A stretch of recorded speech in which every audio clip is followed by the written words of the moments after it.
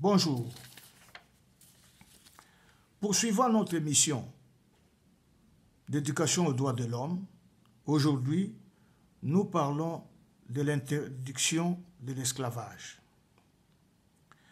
Selon l'article 4 de la Déclaration universelle des droits de l'homme du 10 décembre 1948, nul ne sera tenu en esclavage, ni en servitude. L'esclavage et la traite des esclaves sont interdits sous toutes leurs formes.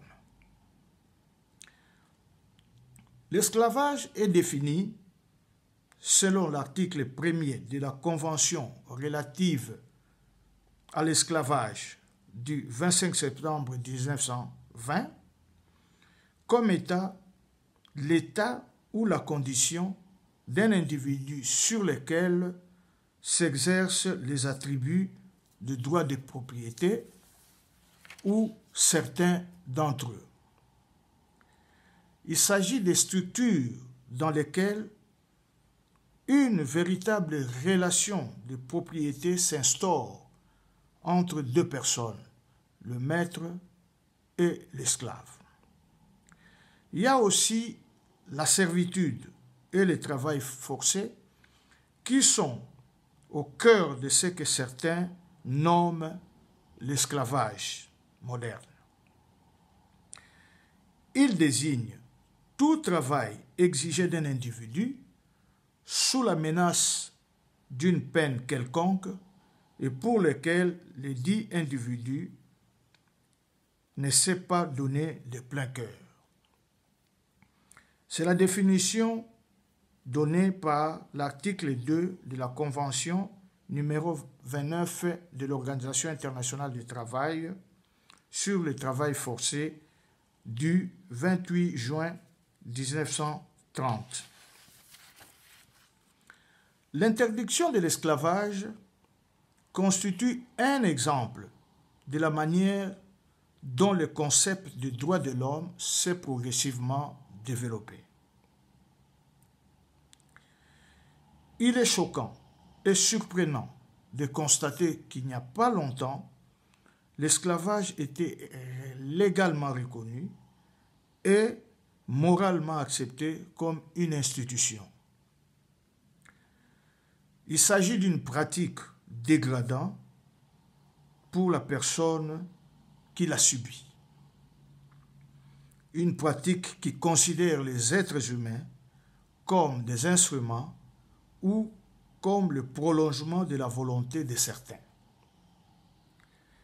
Il prive les êtres humains de leur droit de choisir, de décider et de se développer en tant que personne humaine. Malgré l'adoption des instruments juridiques internationaux et nationaux interdisant l'esclavage, force est de constater, comme l'a déclaré M. Kofi Annan, l'ancien secrétaire général des Nations Unies, le 2 décembre 2003, à l'occasion de la Journée mondiale contre l'esclavage, je cite, « Il ne se passe pas un jour sans que de nouvelles consternantes nous parviennent, victimes d'esclavage ancien ou moderne, des hommes, des femmes et des enfants sont exploités. » Fin de citation.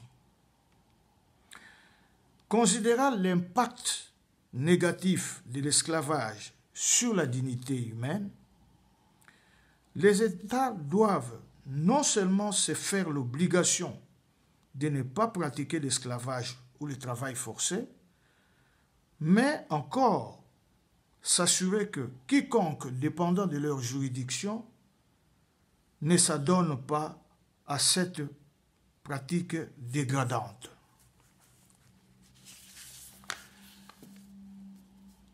Ils ne doivent pas autoriser de telles pratiques dans la vie privée et doivent veiller y mettre fin quand elles persistent. Toutefois, il convient de souligner que les instruments juridiques ne peuvent pas à eux seuls éradiquer ce fléau. En effet, on devient esclave parce qu'on est vulnérable.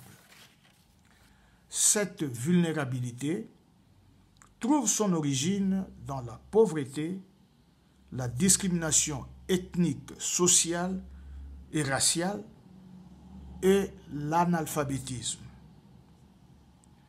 Dès lors, se contenter de lutter énergiquement contre les phénomènes esclavagistes sur le terrain juridique sans engager le combat contre ces causes profondes, c'est se condamner à un travail inutile. De ce point de vue, la question de l'esclavage est éminemment politique. L'humanité doit conjuguer ses efforts pour combattre l'esclavage par tous les moyens. Voilà ce qu'on avait à vous dire aujourd'hui à propos de l'esclavage et nous vous remercions beaucoup. À la prochaine. N'oubliez pas de vous abonner davantage à notre chaîne YouTube Enseignons le droit de l'homme. Merci beaucoup.